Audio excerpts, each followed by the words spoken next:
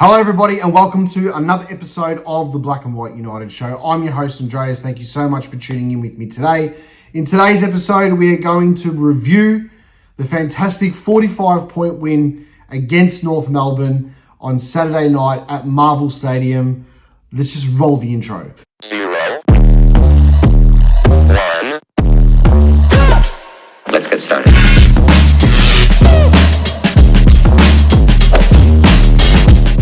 So if you know me well enough by now from the 120 something videos that I've done, you'll know that I'm not the type of person just to throw out the stats and do all the research before the game and stuff like that. This is my opinion from a fan watching the game, what I saw, and I'm bringing it straight to you guys at home. And I'm going to tell you something now. This game was a battle of two halves. North Melbourne in the first half played the majority of the game. The majority of the first half in their style. It was quick from the middle. They got their hands on it. LDU was everywhere. Their forwards were creating a fair bit of pressure, but I felt like their midfield was getting on top of us quite a bit. The good part about it was that even though we were a little bit behind and we were struggling to get first use of the football, we were struggling to get some numbers around the packs, we were still just chipping away nicely, and we were still just keeping up with them. Now, were we tested in the first half? 100% we were. We can't go out and turn around and say, we were just toying with them and we were just, piss fighting around and this type of stuff. We were going for it. We were just adjusting to their style of game, adjusting to Marvel Stadium. And, we just needed to settle into the game and then put the brakes on them and then just go. And we did. That first half, I found that it was very similar to the way that we played against Geelong. It was just good sides. If we had to play, and this is no disrespect to North, but if we had to play that first half against the Geelong, against the Bulldogs, against the Brisbane, if we put up a first half performance like that against Hawthorn, right, they'll blow us out the water pretty quickly. We all know that. So if we were going to do that against the side, North Melbourne was probably the right side to do that against. But at the same time, we weren't playing the game on our terms, I thought. There was some key battles throughout the game, which I'll touch on in a second.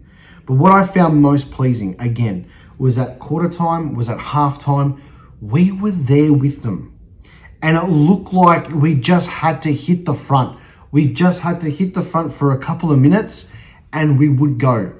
As Collingwood supporters, we know that. As Collingwood supporters, we know that once we get a run and we get that burst of energy, we'll blow you out the water in the first 10 minutes of a quarter.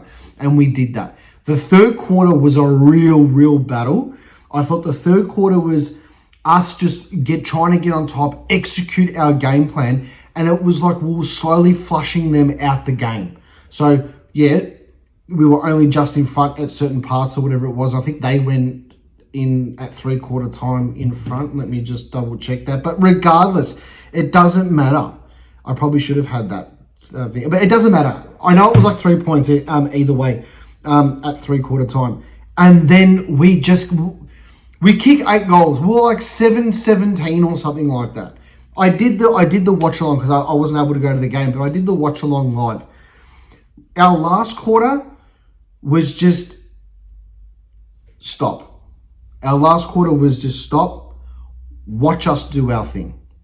This is us with a second string side in. Okay, yes, we had Houston. Yes, we had both Dacos's. Yes, Jack Cripps played. Yes, we had, the two of the Triple M's up forward. Yes, we had Jamie Elliott. So we had some key pillars in our team, 100%, right? But we know the players that we were missing. And we were still able to execute our last quarter the way that we did. Credit goes to Will Hayes in his first game. Credit goes to Oleg Markov coming in and doing his thing.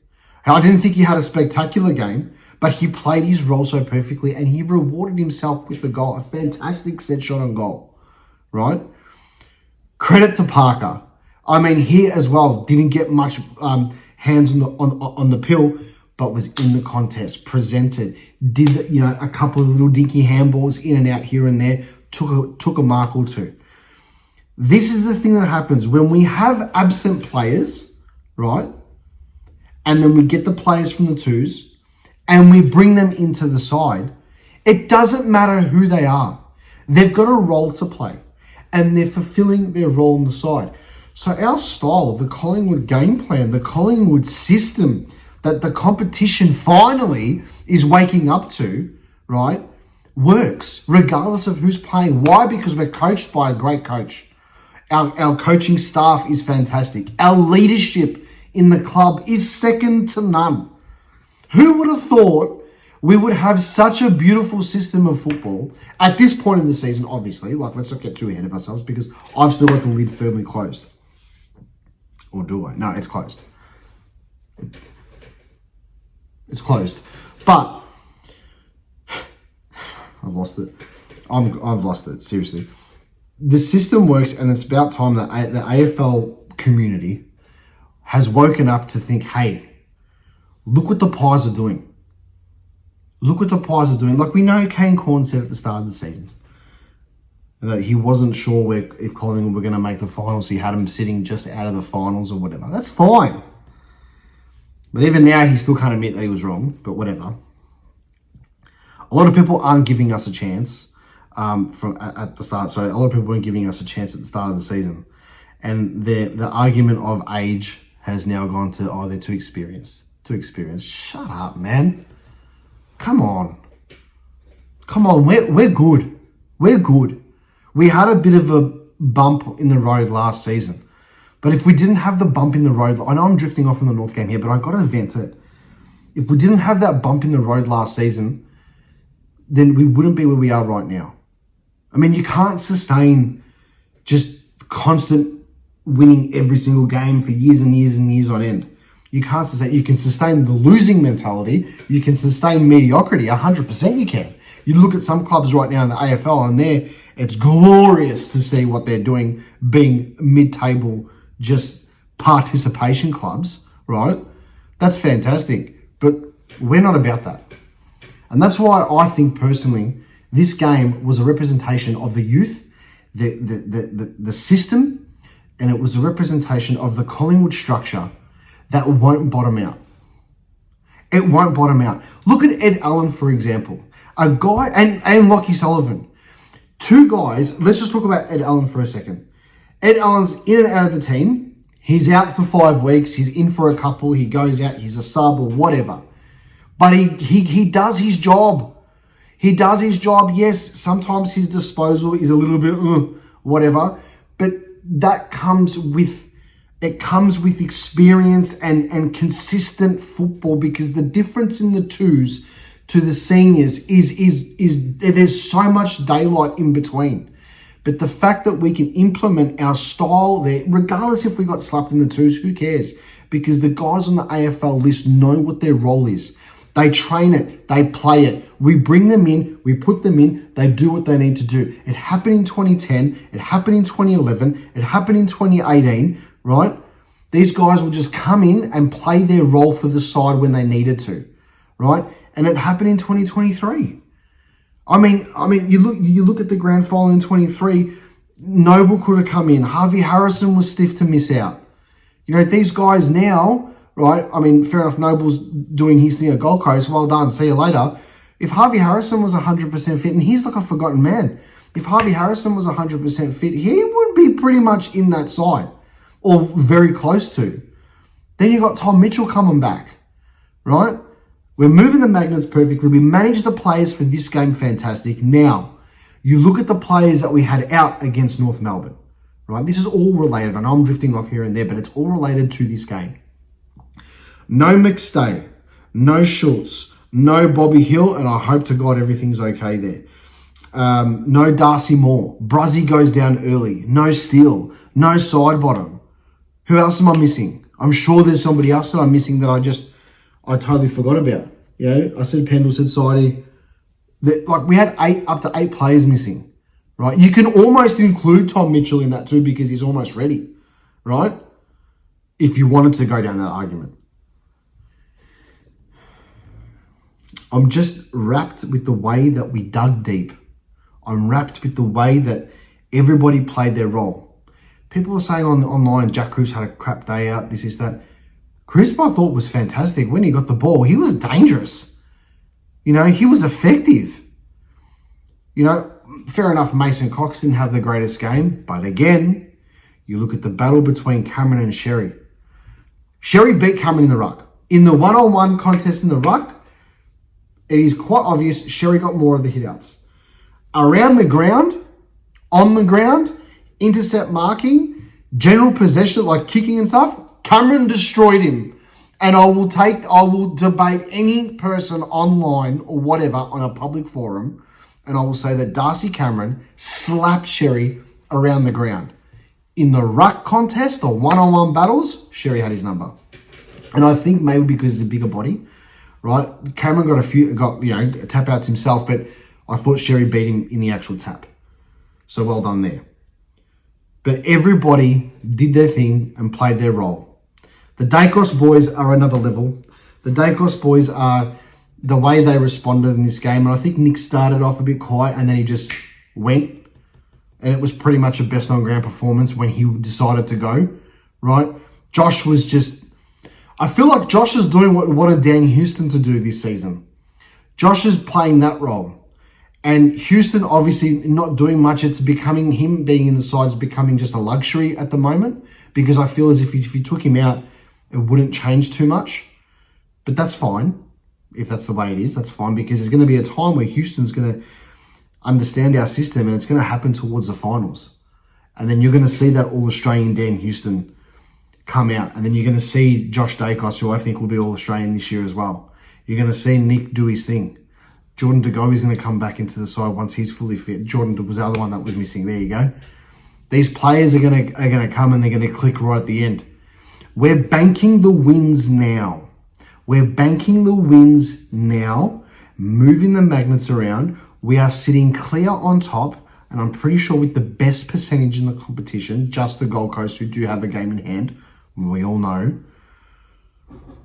We are in such a fantastic position where, you know, if we did lose against Hawthorn next week, I mean, I want to beat them, but 4-game blocks, the 4-game block, what was it? Adelaide, North Melbourne, Hawthorn, Melbourne, bye. It's 2 out of 4. We need to get 3 out of the 4. If we get 3 out of the 4, that's fantastic. We get 4 from 4. Things are looking good. Overall, 45-point win. I think it was a 54-point turnaround, which was the same as last season when we played them. Obviously, without them, it was the other way around though. Like they were just in front and we blitzed them as opposed to being so far behind and just winning, which is interesting. Quickly, my personal thoughts on North Melbourne. I think they've got a lot of positive side there. I genuinely like their list of young kids. You can tell the Parker and the Darling and the Caleb Daniel acquisitions for them are quite good. I think they need some more experienced players into their side, which will fast track their youth development. I know Wardlaw only got like 11 touches or whatever it was, but when he got the ball, I thought he was quite good. And I think he's going to be a gun. I honestly think Wardlaw and Sheasel are going to be a deadly combination in the years to come. They just need to fast track the development of them by adding some experienced players in, and then they'll be well ahead of teams like St Kilda, Carlton, Essendon, Fremantle, Port Adelaide, etc., closer to winning a flag, which I don't see happening, but I see them in a couple of years making finals, and I think they're going to be good to watch sooner rather than later. My final thoughts on our game. There's so many. I can go through the whole list of players and I can talk about whatever. But when you've got the likes of the Dacos boys doing their thing, you know, Billy Franchise Frampton, or Billy Frampton, the franchise himself, just doesn't put a foot wrong. And he's becoming a joy to watch in our football team. And I'll leave you guys with this. We have uncovered an absolute gun in our football team. And all it ended up being was him needing a consistent run at it. And that's Ned Long. He needed a consistent run at the footy. He needed a consistent run of not playing as a sub or whatever. Just get in there. Here's the keys. Go do your thing and we're not going to take you out. Discover your style of play. And look what he's done for us. The way he gets the ball and his burst of speed quickly out of a pack, it looks like it's a Dane Swan clone. I know people will be thinking, all right, calm down. But it is. The way he gets the ball and his burst of speed through the packs, it looks like it's like what Dane Swan does. Yeah, his disposal and stuff like that might be a bit different, but if you've got that burst of speed, that's a run with player that we've got with Nick Dacos. And you've got a run with player for Nick Dacos like Harry Perryman. You know, grabs the ball, hand passes out, can run, can get the hand pass out. You saw him kick a goal against North. He did it on an Anzac Day. But you've got someone like Ned Long in there. This guy is we have discovered a gem here. And I think he is going to be one of those players where over his career, you're going to look back on it and you're going to think, Jesus Christ, this guy's, how good was he for the Pies? If he can continue doing this, I'm calling it now, he is going to be one of our most important players over the next 5 seasons. He is going to be the core of it next to Nick Dacos. So if we're able to do that with him, when the opportunity arises consistently for players like Ed Allen, there's a serious chance that we can uncover some guns within our own system that can then blossom and then do what needs to happen going forward. This has been a long review of the game. I'm wrapped. It was such an important game. I felt it was similar to the Freo win, where we not so much had our backs against the wall like we did against Freo, but I feel as if this game, we were challenged not only by North Melbourne's first half, and credit to them, but I felt that we were challenged within ourselves with the players who went out and the players that came in. The challenge was, can we continue the Collingwood system? Can we do what we are trained to do? And the guys that came in and the guys that stayed in implemented that to perfection from pretty much in the second half, but especially that last quarter, and won us the game. We are sitting on top. We have the best percentage in the competition, and we're about to attack our bogey side. Drop a comment. Tell me what you think. Call it as you see it. And as always, go the Pies.